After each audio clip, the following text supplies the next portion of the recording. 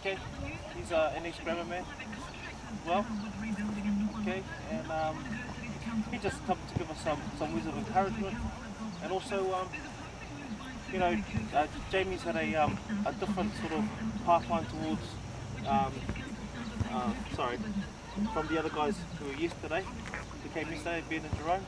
So he's going to give you some insight into, I guess, what it's like to become a professional rugby player, and what it took for him to sort of get there, because he had a different one. So yeah, good to have you, Jamie. Yeah. Morning, fellas. You guys, how's it all going?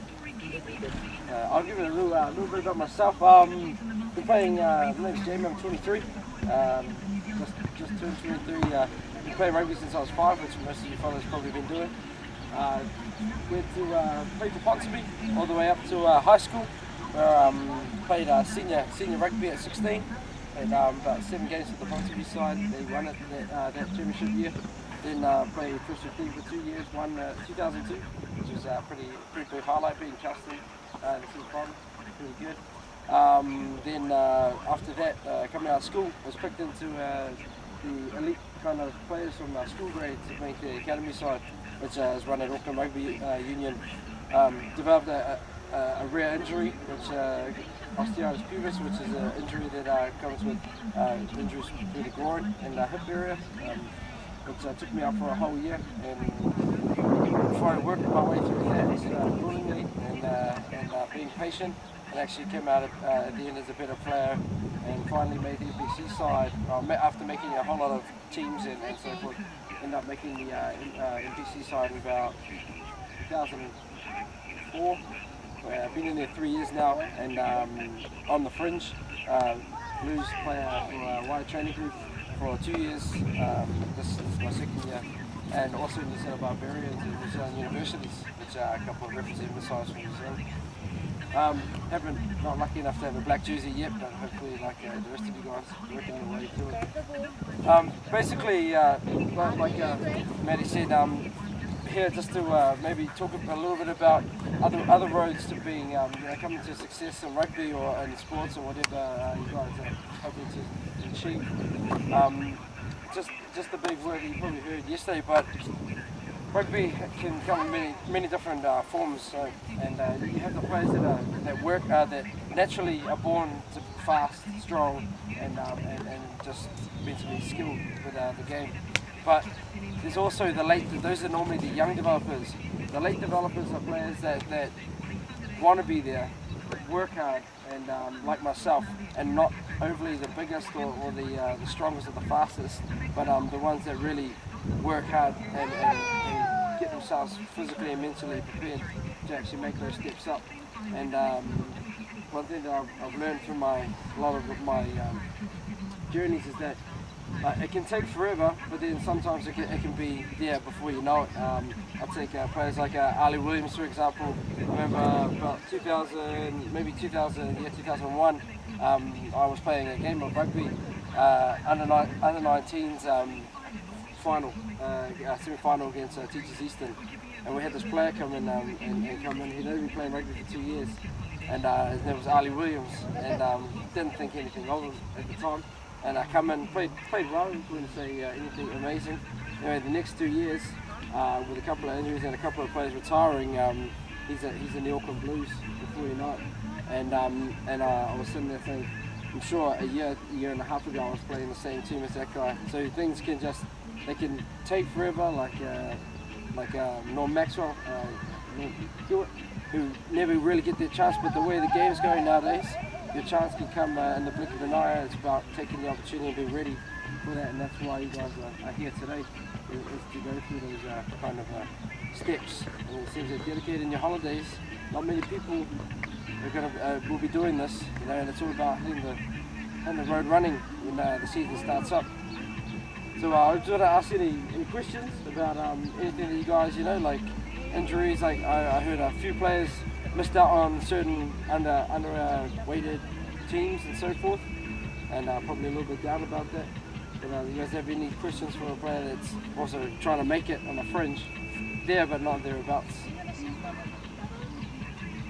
Don't be shy, guys, Yesterday we had 2 guys here, we had one question.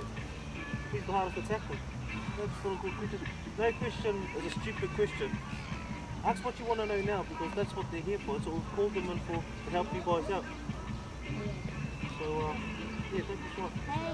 How important is your game preparation to the actual game itself, like nutrition, stretching, and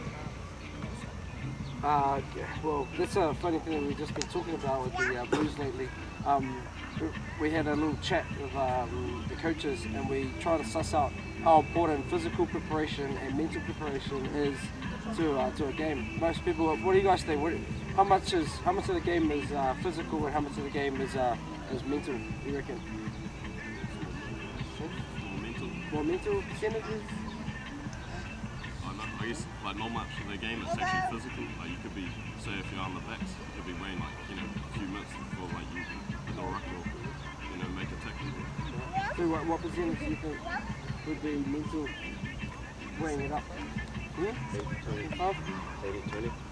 80-20? We came up around about 75, 80-20. Around about that thing. So we do all this work, so that comes back down to that preparation thing. We do all this physical work, we slog out, in and out, but how much preparation do we do actually training our minds to do things like this?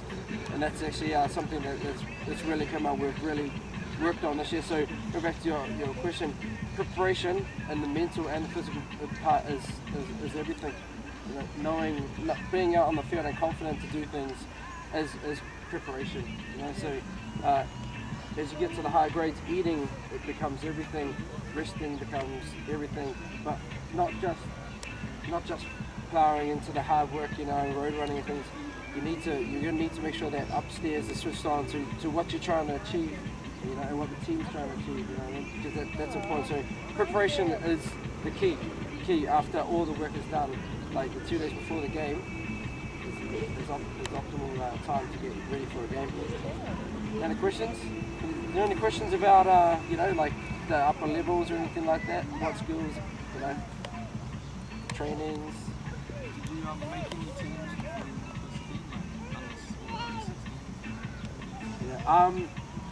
I made Walter Dixon and Royal Mills at primary schools, and I thought I was in pretty good stead for that, but never made a grade. Never made a grade after that. Didn't make. Kind of like harder to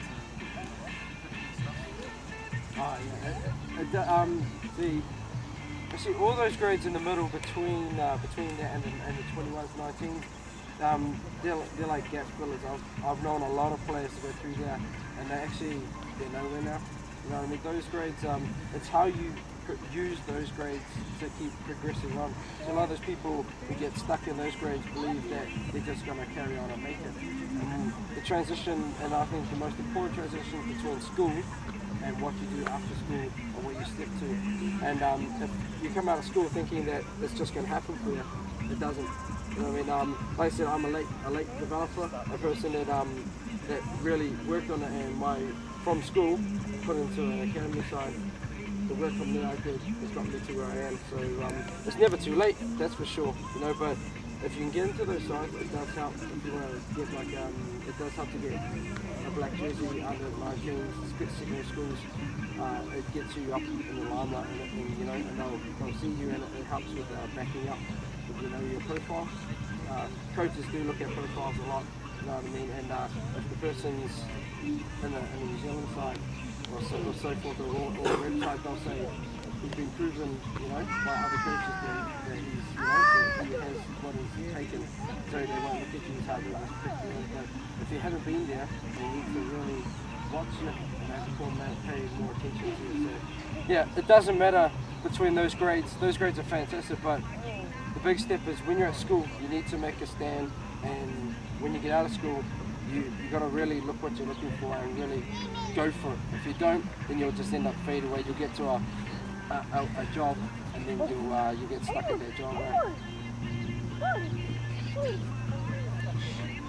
How often do you train by yourself, away from the team? We train a lot. We train a lot in season. Like we train all day in season, so we get no time for rest off. But the players actually head down to Road, so I'll train every day. mixing it up with weights. Sometimes I do weights and a bit of cardio in the same day. But it's more maintaining right now because we've done all our hard slide from November all the way up till now. The competition starts next week. So yeah, depending on the periods that you're going through, maintaining in season, but pre-season, just being a strong base. So you've got to be working. So you could maybe do 12 hours for running fitness kind of thing. So you can do 12-hour blocks, and you'll have 12-hour rest periods. That means you're alright. Again, with weights, it's actually 24 hours to 48 hours you need a day off. And so you can train only fitness once a day, possibly twice a day. Weights maybe every Thursday day rest day. What type of mental training do you do? Yeah, a lot of players do different kind of mental training. I personally like to visualize. I like have some time alone. I like to visualize things that I might do in a game. I play team 12, 13, so I'd visualize what I'd say to players. If I picture, even write on paper, a picture in a game. There might be a line out on our 22, what I'd do, what I'd call, you know what I mean? In the game it might not actually happen, but at least when you get to that part of the field, you can just say, it sparks your mind, and you say, if I was here and you know, it was a quick call or a quick line out, I have something there. So I like to mentally put myself in the game sense and say, this is what I do, this is what I'd say, you know, and prepare. But that's it, the game's always open there, so you know, you run with anything, but I like to visualize and actually write on paper. A lot of other guys, you know, like Helleur, he's a couple guy that he doesn't need to write moves down. He's able to process them in his mind and just go through them, you know what I mean? I need to write down and so all sorts of different ways to do it. But a good 15 minutes, you know, by yourself, it's a good start. After soccer, is it important to have like a education going at the same time as your rugby, or is it not really that important? Yeah, that's a good question. See, education is always going to be one of those things that you need to work on. But we all know, you know, cliche, we all know that rugby doesn't last forever, and that's at school. You always should be working hard to try and get what you can before you head into the season, because when you play rugby, and they're developing it now, but it's very, very difficult to do a full uni course and get an education while being a professional rugby player, because there's just no time. Either you do the rugby full out or you do the education full out, because you can't do both. You'll lose both of them if you try and do both. So work hard. Like, this is probably the hardest, you know, when you're professional, you're being paid, you're getting time to do these things, where, like, now, it's actually harder for a young fella to get ready, develop his skills, and actually get an education at the same time. So, working now is probably the best thing you can do. But the good news is, I'm on a professional development course, which means that we do the training, and Eden Park look after us. They bring tutors into our campus, and they teach us while we're there. Only 6 people do it, but I've actually got a business diploma out of it. So they're working on it. So it's an improvement. Maybe by the time you guys get there, you know, you might have a whole host of things. But I've only actually got the business degree right now. But you definitely need it, because you break your leg. I know a couple of guys done their spine, and that could be it. There's always a different way to make a living out. You can use rugby sometimes as your platform to bounce those other heights.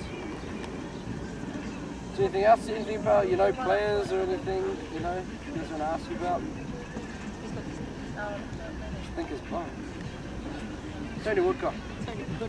Tony Woodcock, farting machine. All the time. If there's a fart, it's most likely Tony Woodcock. Cool, thanks a lot. Is that alright? Good luck, boys. I hope you guys got a bit of a grueling last session today, so best of luck with it. And I'm pretty sure I'll be seeing you all around the bend somewhere. Hopefully not nipping on my heels and taking my position. Thanks very much, Jamie. Boys, put James together. Thanks, Jamie, for coming up. Good luck, boys. Just